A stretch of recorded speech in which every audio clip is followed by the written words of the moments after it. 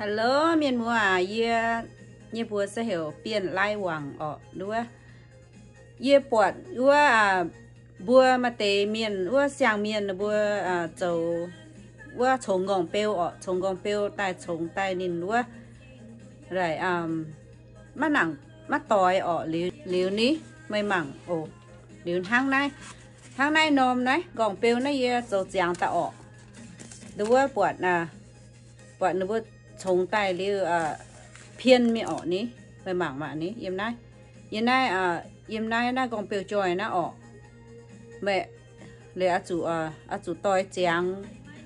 chàng nghe tròi na ở ní nó bữa phiên về ní na nó bữa trồng tay yếm nay sao mình ở liu na nay phiên nhở ở liu được nó bấm hiu tôi nó vừa có là con tự nhiên ở bà chàng tiền nó đang nhẹ lệ nó chạy hàng nó nhẹ lệ nó đã chủ chơi nó trồng này nó bùa cha chơi nó nó bùa trồng gì y bùa bia tiêu lin nó li bùa cha chơi nó li tùng á nó bùa yếm nó chủ sao mình chủ sao mình tỏi này li bùa ta trồng này mình li nó bùa trồng phiên nhỉ nó bùa trồng yếm này mình phiên nhỉ để ní rồi ta nó đúng liều nay bữa chủ đáo nha chủ hay tài pháp thảo nay mình ở lý nay mình tài thảo ní nay bữa ta pháp thảo nay cả gang ní pháp thảo nay cả gang liều nay bữa chủ đã sắm khăn nha ở nay chủ nổ chiên nha bữa yếm nay sao na ở gom tiêu trôi này sao trồng tài na bữa chủ lê cô nha chủ lê cô paman chủ lê cô nha ở paman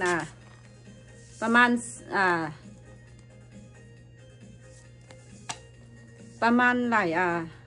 lại xìa níu lên liều nó mới hay liều mà hay pháp tu chủ này tới giờ pun mua mảng tôi nó bữa trồng tay họ nhớ nhung họ đến nay nó nặng họ ní đây bữa miếng thảo này mà trầu tụi này nhìn nhẹ đây bữa gồng đầm cho trồng này họ nó đây miếng thảo này họ miếng thảo phẩm hoa cọ bữa chủ lê cô từ nha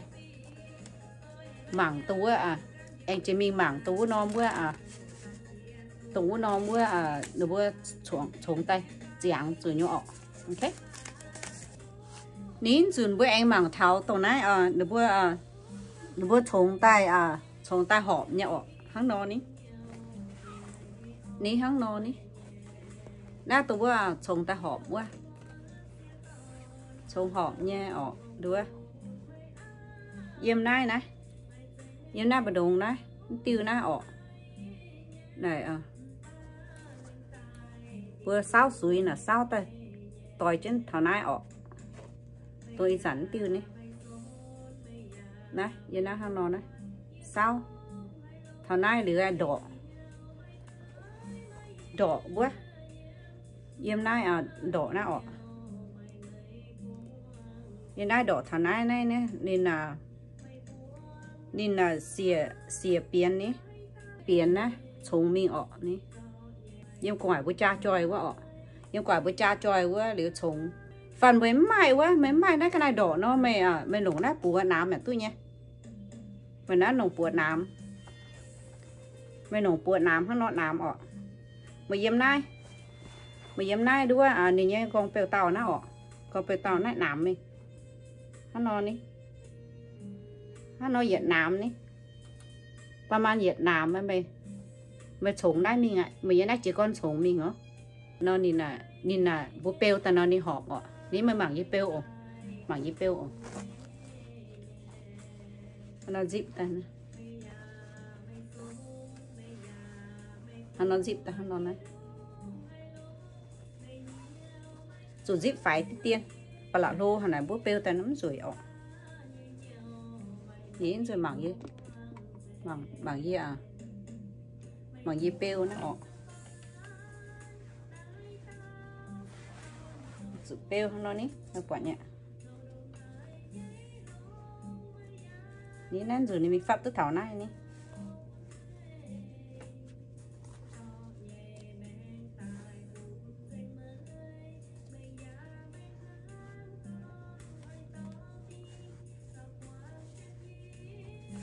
nó một cho đặc bạ chứ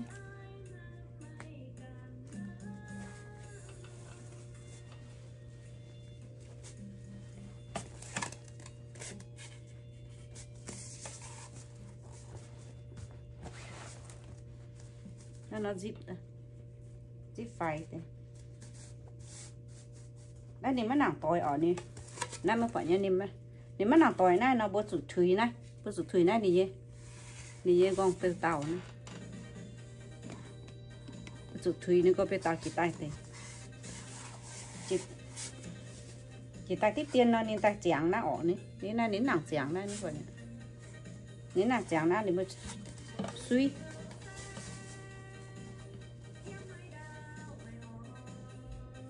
chỉ tay thế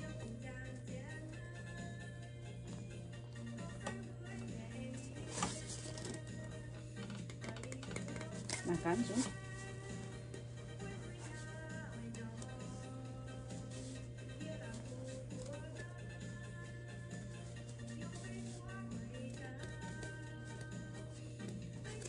lấy suy cho ta nó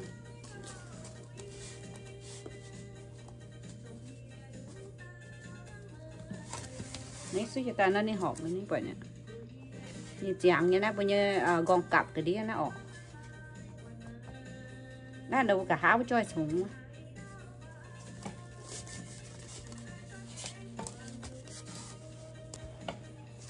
phán nó ọt nhé có phán nó dừng cả hát ta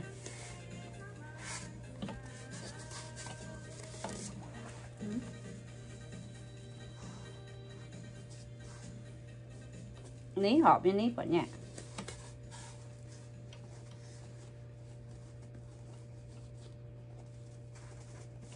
rồi đi hạt pháp biển này này này đi xuống tay đáo nhỏ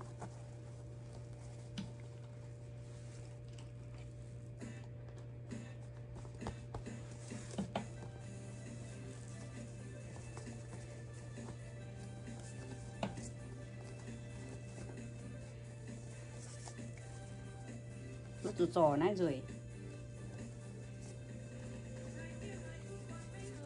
bữa nay em chàng nó bắt đầu ngón tay xuống nó bữa nay em chàng nó bắt đầu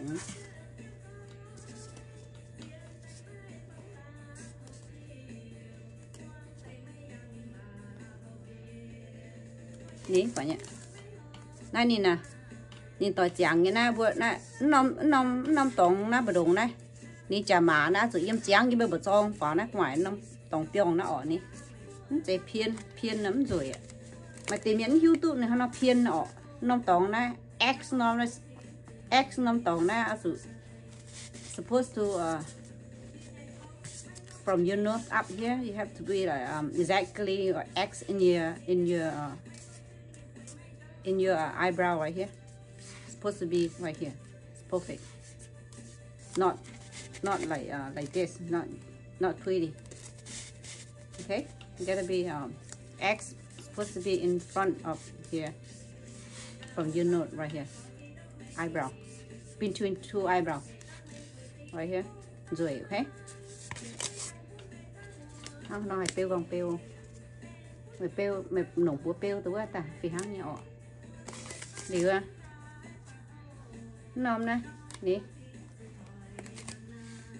đây là một súng hộp ní này như giáo phun súng ta ở chỗ hắn nó nên hai rồi ạ ní em này gong pêu trôi này nữa gong pêu tàu gong pêu trôi này dìa thằng này ní xìa sao là sự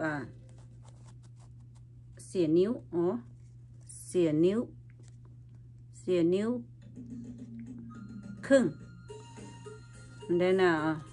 mày yên nó trống mèo nè yên nó trống mình ok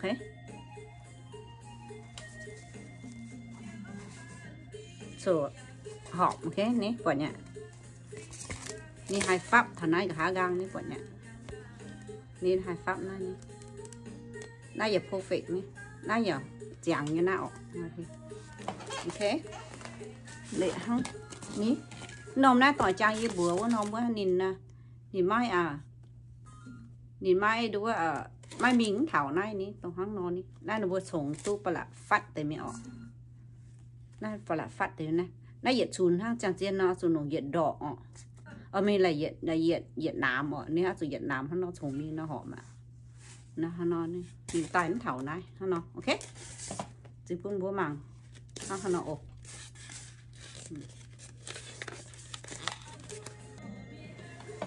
em phun mày búa biệt thao mảng tháo nai búa gong ping búa miền ọ búa đi sao sai phun ọ búa nai búa hiểu gong ping miền nữa nè búa dầu ta nó ní nãy trồng nhà bữa tụi trồng ta bữa nín họp nha nãy tụi ghé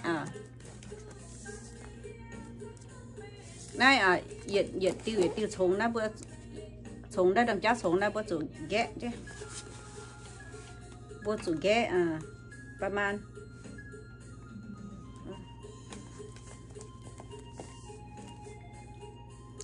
tụiประมาณ8 นิ้วนี่เหยียดจอยมีเยี่ยมเหยียดจอยน่ะประมาณ8 นิ้วนี่ไปชงมิงออกเรียนตาหอบนี่หอบเยี่ยมจังนะบดงหรือชาวบัวเปลกองเปลจางโหน่ะบัวเปลกองเปลจางโหบัวดงกองเปลจางโหน่ะบัวchủ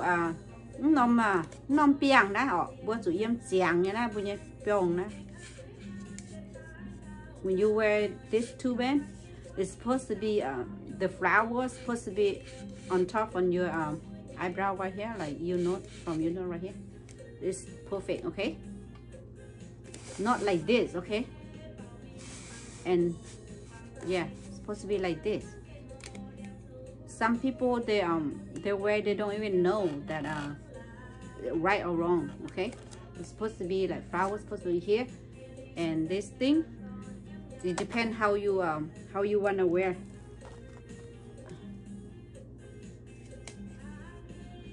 Do you wanna wear on top like this?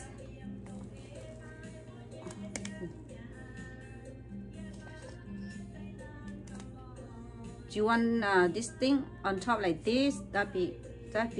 okay. If you wanna like this, that be okay. Okay? Depend how you wanna wear. Mọi hắn nó gì à rưỡi nha. Mọi hắn nó ăn trên tròn hắn nó à rưỡi nha. Lá gang hắn nó. Đi ăn phun mảng luôn. Hắn nó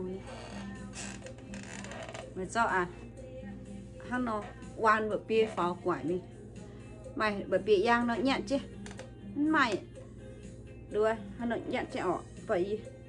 nên năm sau của mày giang hắn nó ní quan ta tức là im chàng đang ngón để im thế nè im đâu bây giờ cả hai gang co cặp ha điều mà nó im cả hai nó đúng ta gì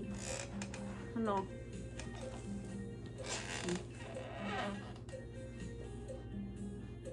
the flower supposed to be in front right here. Okay. Nó em chẳng nè. Nó. Okay. Em chẳng như nè. Rồi hắn nói vậy tú. Rồi hắn nói vậy tú. Em mày eo. Okay. Đây còn pin miên nha. Còn pin pum. Để sau đây sau đấy đây đây y chả như trống y chả như trống nó bữa nồng mà xin trống ta nồng mà xin bạn ta nó ní liều rồi ăn này hắn nó quan bờ bia phao mình nó chết đi tức là lạ vào tức là vào nó chết để mà dọn này sau đó nó đốn bịa gà gang đốn bịa nó quan một bữa phao ngoại mẹ chủ này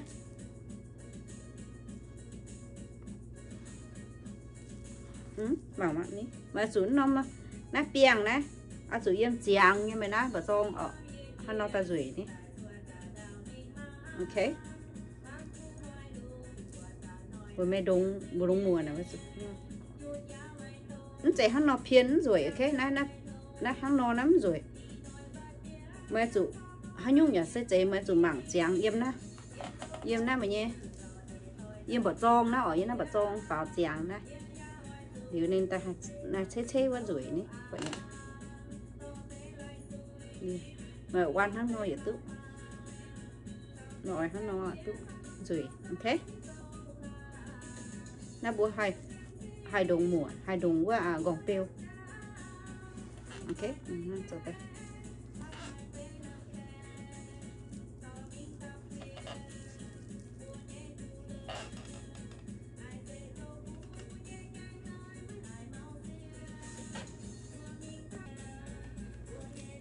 chế bạn mỏng rửa này dưa đụng này gòn phán buông ọ ta phải hao nha nó vừa ta nó sọc ở kia nó và mình hao nó chứ đều vừa giờ nó cả hai gang nó đụng tạo giờ nó hai gang chảo bịa nó ní nó ồ quan một bờ bia nó phao mình ní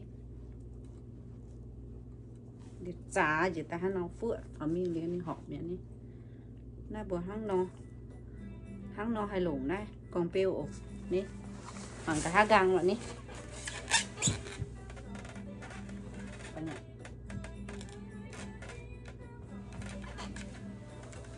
vậy nhỉ là hăng nó lủng đi ok bằng cầm của mảng lý nhén trong video nó mà cả một bữa hai sửa tôi hay nhung ấy tôi chủ hay nhung nó subscribe nhé cái đĩa với bao nhiêu ổ đứa bây giờ mình cho chat liền thì thôi mình bữa anh tu mảng nhé video miếu tổ ọ đứa lên trên xám ổ lên trên xám biệt tam mảng ok hana ổ mảng anh quan trả tiền trong video ổ bye bye